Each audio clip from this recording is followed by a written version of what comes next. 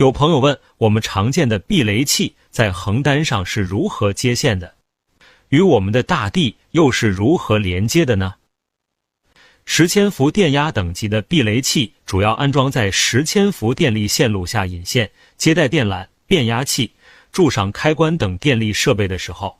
避雷器连接在电力线路和大地之间，在遇到强雷暴天气的时候，将雷电导入大地，防止过电压造成电气设备烧毁。我们常见的避雷器主要是金属氧化物避雷器，就是我们通常所说的氧化锌避雷器。这种避雷器内部采用制作成饼状的氧化锌作为电阻片，掺入少量的其他氧化物，然后用红色的硅橡胶绝缘皮严实实地包裹起来，两端引出可导电的接线柱头。另一种则是阀型避雷器，这种避雷器主要由磁套、火花间隙和阀型电阻片组成，主要优点是运行经验比较成熟，缺点主要是密封不严，易受潮失效引起爆炸。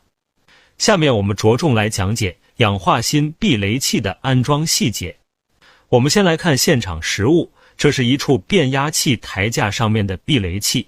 一共有3只避雷器。我们仔细看，横单下方每2只避雷器之间会有一个连接线，这里一共有2根连接线，连接线就将3只避雷器的下接点串联起来，这就是避雷器在横单上的一个连接方式。为了更好地理解这种连接方式，我们来看我手绘的这张避雷器安装示意图。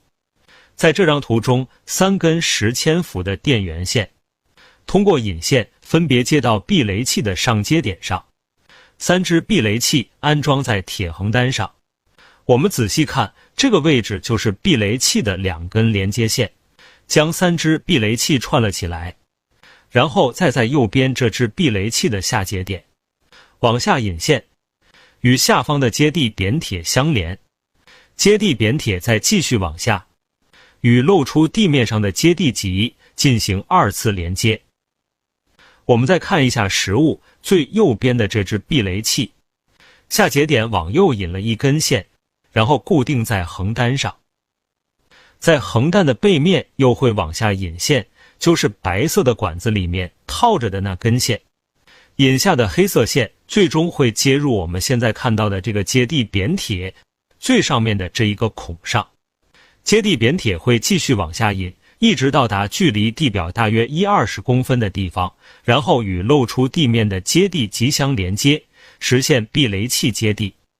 总之，避雷器是并连入10千伏线路的，是通过上面的连接线和引下线进行有效接地的。